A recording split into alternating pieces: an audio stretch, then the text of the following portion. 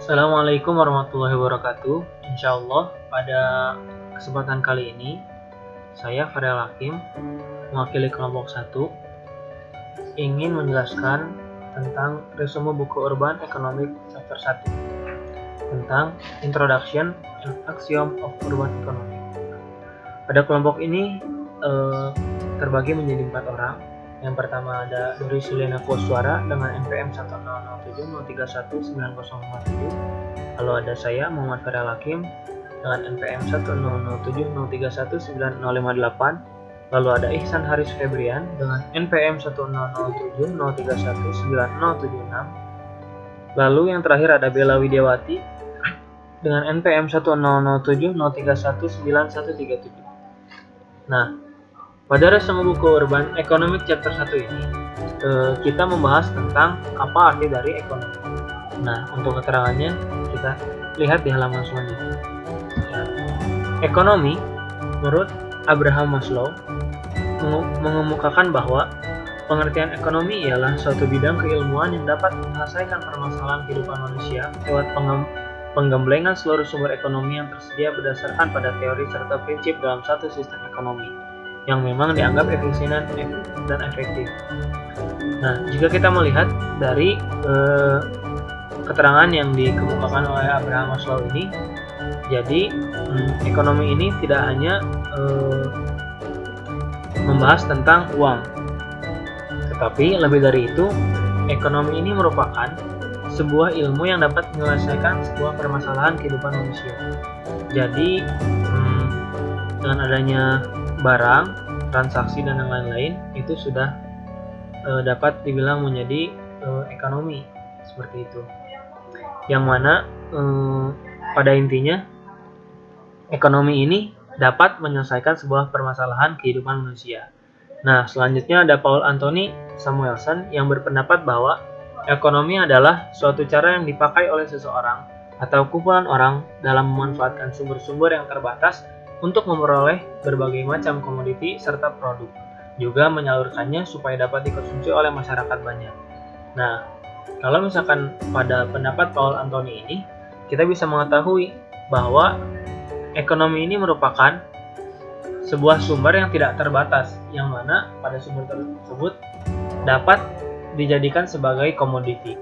Nah, dari pendapat beberapa ahli yang telah disebutkan tadi, ada juga yang mengemukakan bahwa ekonomi dapat disimpulkan bahwa merupakan suatu ilmu yang mempelajari tentang pengelolaan dan pemanfaatan sumber-sumber yang tak terbatas untuk memperoleh komoditi dan dapat disalurkan pada masyarakat.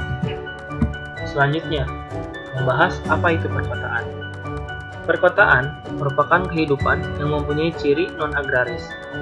Menurut Permendagri 2 tahun 1987, kota merupakan pusat permukiman dan kegiatan penduduk yang mempunyai batasan wilayah administrasi yang diatur dalam peraturan perundangan, serta permukiman yang telah memperlihatkan watak dan ciri kehidupan perkotaan.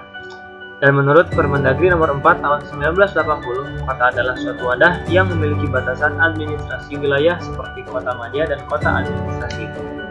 Kota juga berarti suatu lingkungan.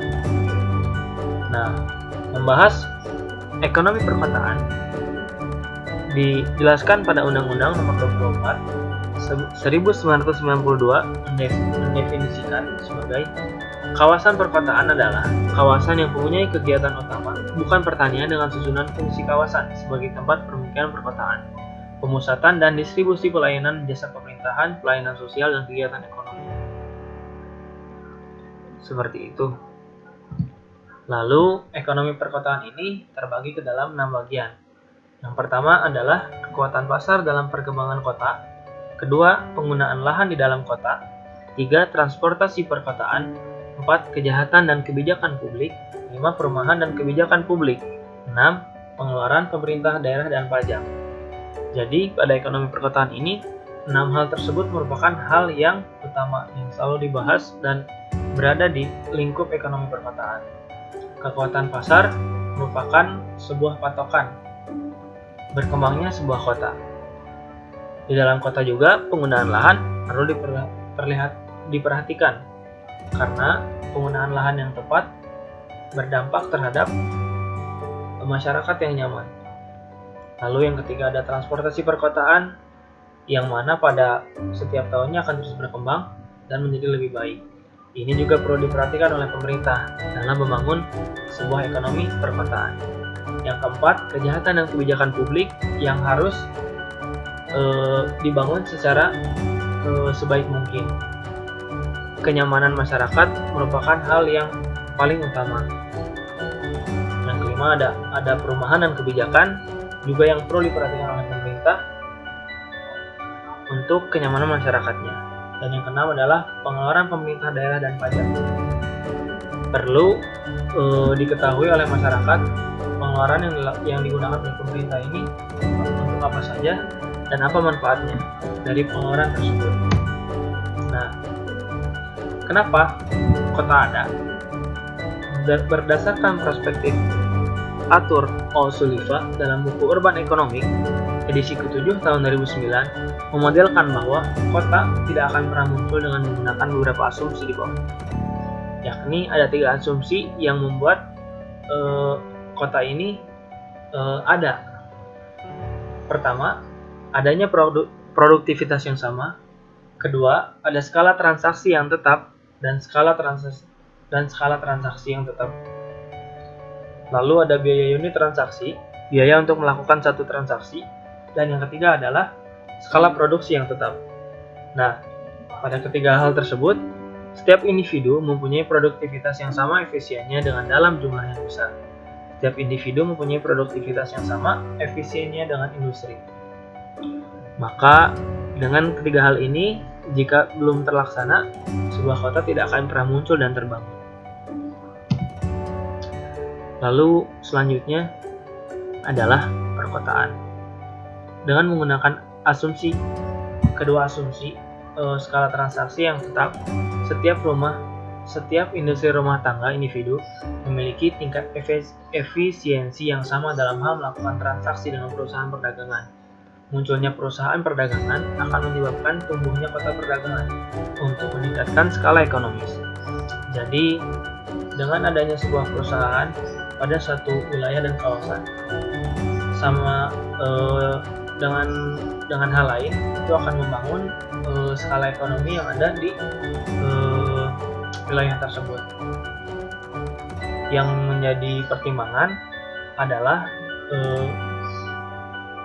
perusahaan perdagangan yang ada di kawasan tersebut perlu memperhatikan kebijakan-kebijakan dan kenyamanan di sekitarnya. Tidak hanya menguntungkan pada satu pihak saja, yang artinya tidak merugikan kepada pihak kedua ataupun ketiga. Lalu di sini dijelaskan bahwa kota perdagangan berkembang ketika keunggulan komparatif dikombinasikan dengan skala ekonomis dalam transportasi dan transaksi.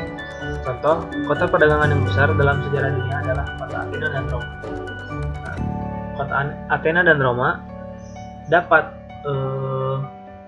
menjadi besar karena banyaknya perdagangan yang memiliki keunggulan komparatif, yang mana itu dikolaborasikan dengan skala ekonomis dalam transportasi dan transaksi, sehingga membangun sebuah ekonomi perkotaan terus maju dan berkembang.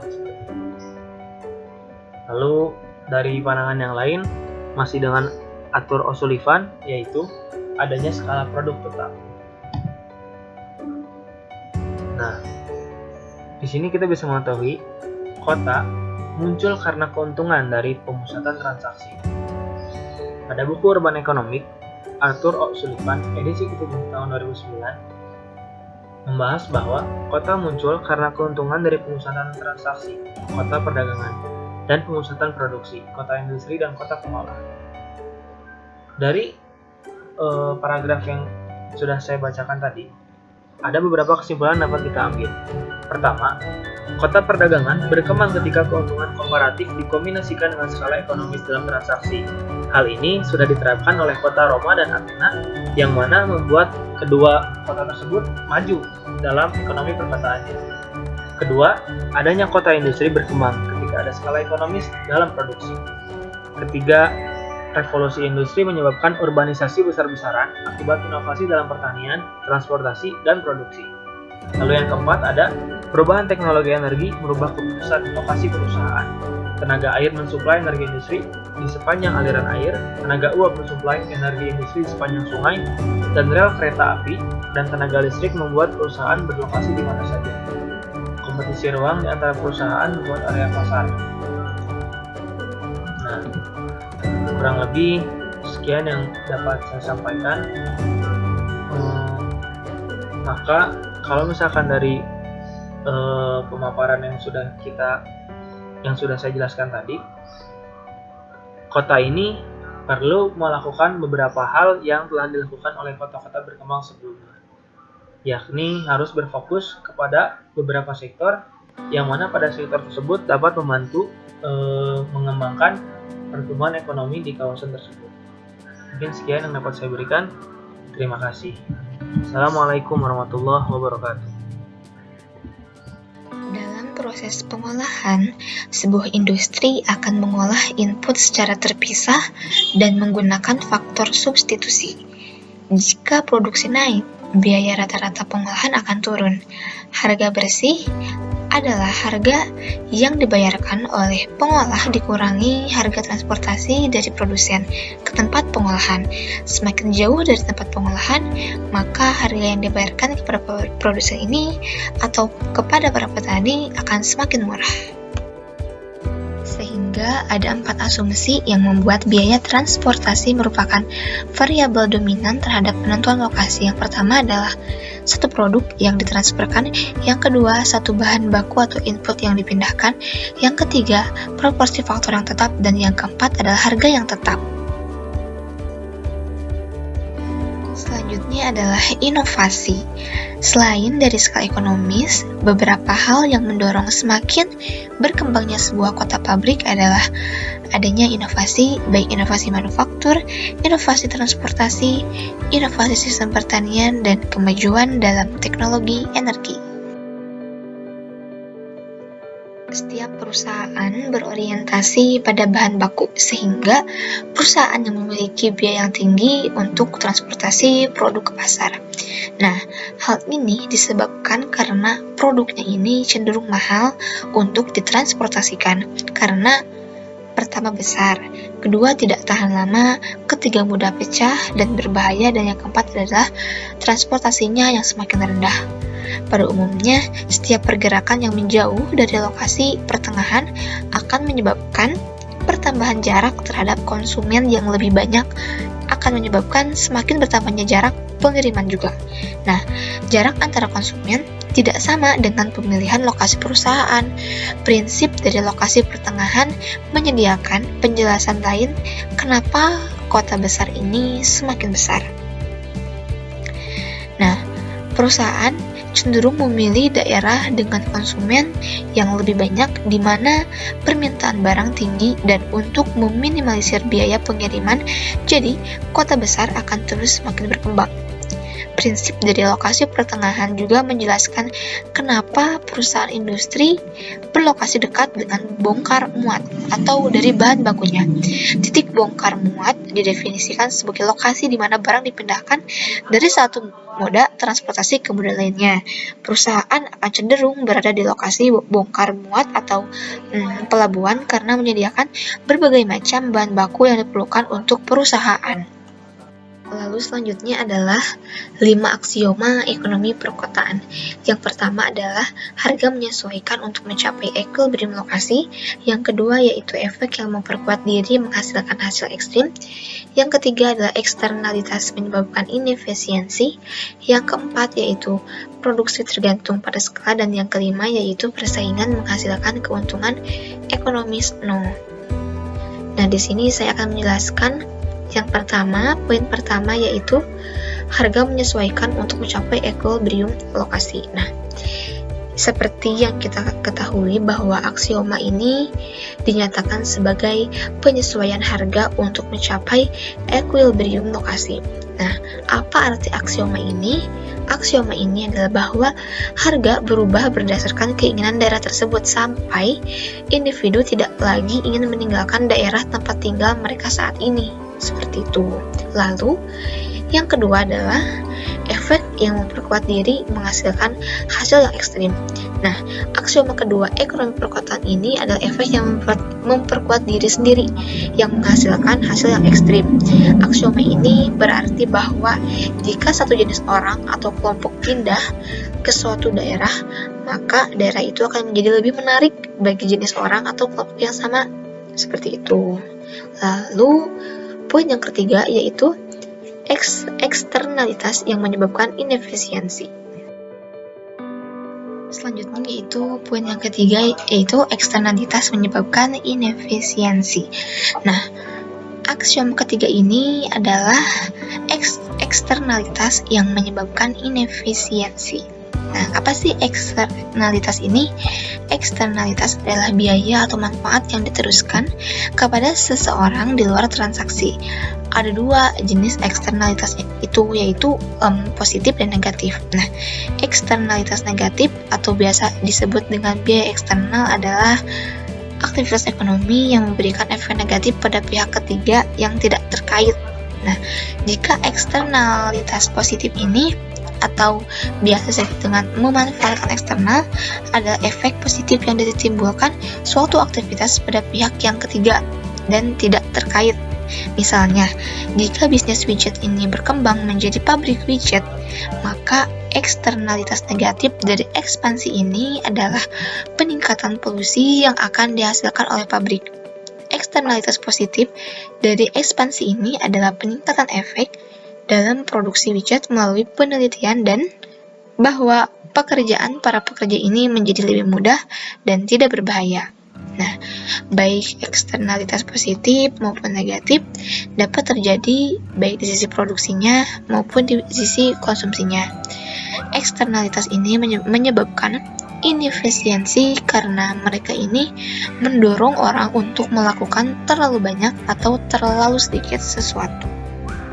Aksioma yang selanjutnya yaitu produksi tergantung pada skala. Untuk sebagian besar produk, jika kita mulai dengan operasi produksi yang relatif kecil dan menggandakan semua input, maka biaya produksi rata-rata akan menurun. Skala ekonomi terjadi karena dua alasan. Yang pertama, input tak terpisahkan dan spesialisasi faktor. Input tak terpisahkan berdasarkan beberapa input modal bersifat lampi dan tidak dapat diperkecil untuk operasi kecil. Akibatnya, operasi kecil memiliki input yang tak terpisahkan yang sama dengan operasi besar. Untuk spesialisasi faktor, dalam operasi produksi kecil yang terdiri dari satu orang, seorang pekerja melakukan berbagai macam tugas produksi. Dalam operasi yang lebih besar, dengan lebih banyak pekerja, setiap pekerja memiliki spesialisasi dalam beberapa tugas yang mengarah pada produktivitas yang lebih tinggi karena kontinuitas atau lebih sedikit waktu yang dihabiskan untuk beralih dari satu tugas ke tugas yang lain dan kemahirannya dari pengalaman dan pembelajarannya.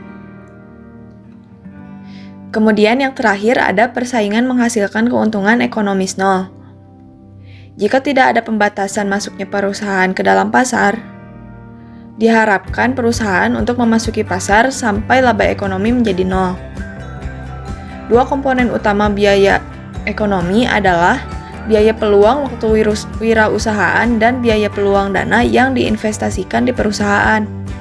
Setelah kita memperhitungkan semua biaya peluang, fakta bahwa laba ekonomi adalah nol berarti bahwa perusahaan menghasilkan cukup uang untuk bertahan dalam berbisnis, tetapi tidak cukup bagi perusahaan lain untuk memasuki pasar. Selanjutnya, ada penduduk perkotaan.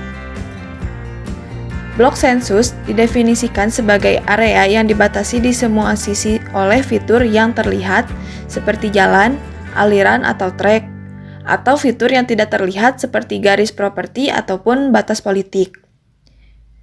Ada dua jenis daerah perkotaan.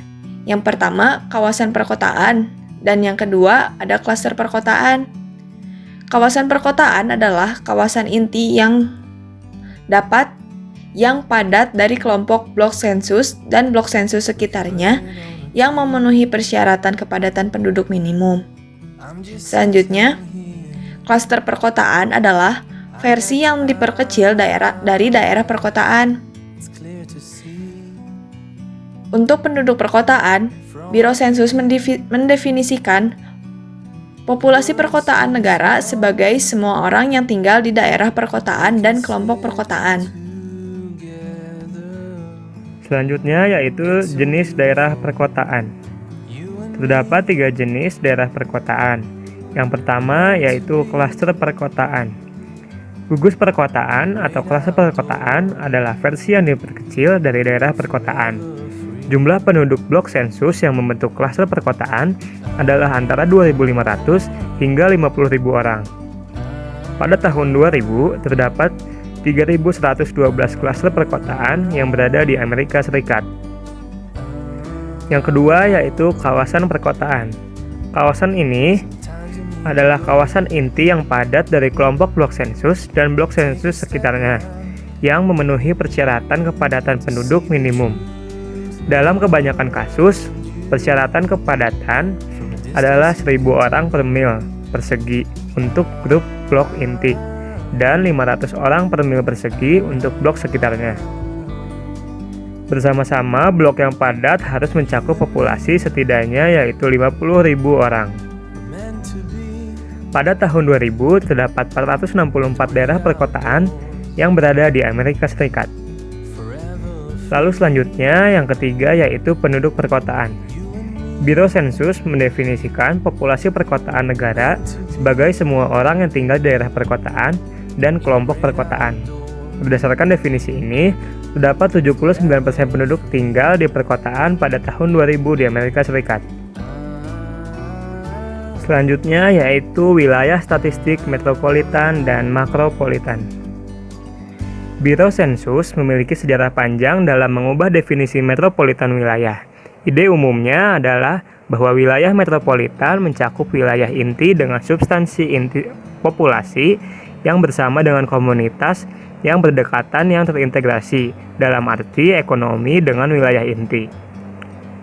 Label baru untuk wilayah yang dianggap metropolitan diterapkan pada tahun 2000 adalah inti wilayah statistik berbasis CBSA.